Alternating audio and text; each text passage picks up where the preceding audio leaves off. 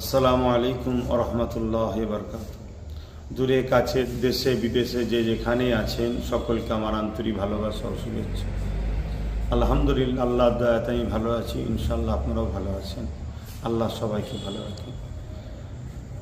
আজ কেন্দ্র সরকার যেভাবে মুসলমান ও ইসলামের সম্পদ, ওয়াকফ সম্পদকে লুটার যে ষড়যন্ত্র করছে সংশোধনীয় বিলের নামে, তার প্রতিবাদে পুরো দেশ জুড়ে আন্দোলন চলছে।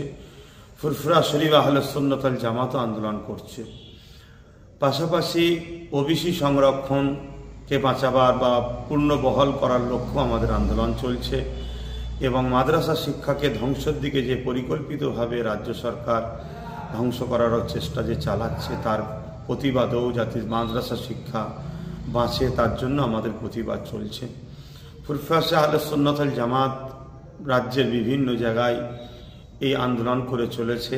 ঠিক তেমনই আগামী 24শে ডিসেম্বর পূর্ব মাদারীপুর কলাঘাট টেকার স্ট্যান্ডে দুপুর 2টো থেকে বিকাল 4টে পর্যন্ত একটা প্রতিবাদ সভা কলাঘাট ফুরফুরা আহলে সুন্নাত ওয়াল জামাত ইউনিটের পক্ষ থেকে ডাক দেওয়া হয়েছে।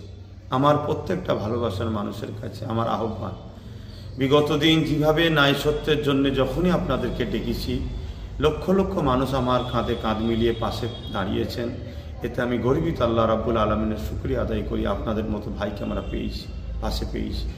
ইনশাল্লাহ আগামী 24শে ডিসেম্বর আপনাদেরকে কাছে পাবো।